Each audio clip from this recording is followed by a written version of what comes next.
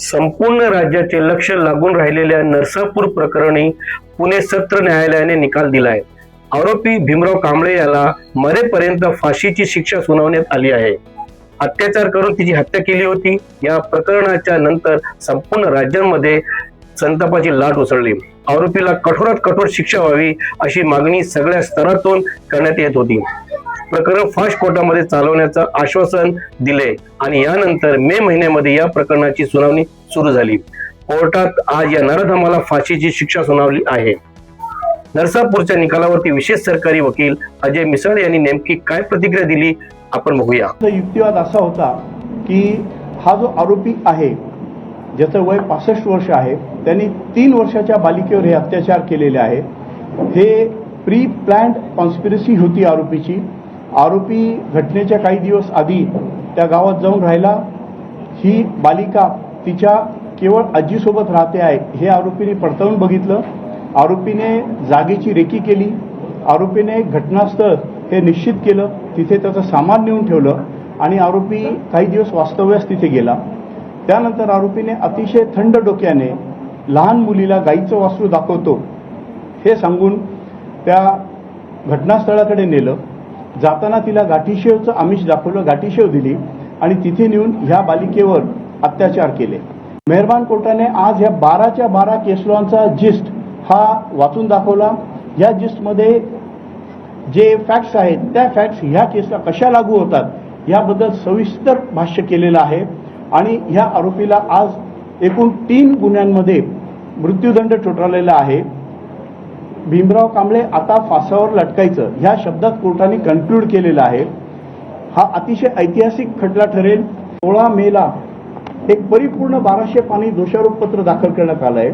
या दोषारोपपत्रात last scene टुगेदरची theory, scientific evidence, medical evidence, FSLचा एव्हिडन्स आणि DNA प्रोफाइलिंग हे महत्त्वाचे मुद्दे होते। त्या आधारे हे दोषारोपपत्र दाखल करण्यात आलं आहे। हे दोषारोपपत्र दाखल करण्यात आल्यानंतर 28 मेला आरोपी विरुद्ध दोष निश्चिती करण्यात आली आणि त्यानंतर 29 मे पासून ह्या खटल्याची सुरुवात झाली आणि एकूण 16 वर्किंग डेजमध्ये प्रॉसिक्युशनकडून 55 साक्षीदार तपासण्यात आले आणि आज ह्या केसचा हा ऐतिहासिक निकाल आलेला आहे। अशा प्रकारच्या अमानुष आणि निर्गुण हत्याकांड करणाऱ्या, माणुसकीला काळीमा फासणाऱ्या आरोपीला जिवंत राहण्याचा अधिकार नाही आणि ते आज सिद्ध झालेलं आहे। आणि म्हणून मी न्यायाधीशांचं अभिनंदन करतो। यामध्ये सरकारी वकील असतील, पोलिसांचे कलेक्टिव्ह एफर्ट्स आहेत। या संदर्भामध्ये ज्यांनी ज्यांनी सहकार्य केलं त्या सर्वांचं मनापासून अभिनंदन केलं पाहिजे, कारण ही केस अतिशय दुर्मिळातली दुर्मिळ होती आणि म्हणून या महाराष्ट्रामध्ये एक मेसेज जाणं गरजेचं होतं की काही केलं तरी चालणार नाही, फासावर लटकवावं लागेल। आणि म्हणून या नरसापूरच्या पीडितेच्या परिवाराला देखील या न्यायामुळे निश्चितपणे एक दिलासा, एक न्याय मिळाल्याची भावना, महाराष्ट्रातल्या मुलीबाळींच्या पालकांना देखील एक दिलासा या माध्यमातून मिळालेला आहे। योग्य निर्णय दिलेला आहे आणि या निर्णयावरती फक्त आता आपण समाधान न मानता लवकरात लवकर त्या निर्णयाची अंमलबजावणी केली गेली पाहिजे। नाहीतर मग हे अपीला मागून अपील, तारीख पे तारीख असं होत राहिलं तर मग पंचायत होईल।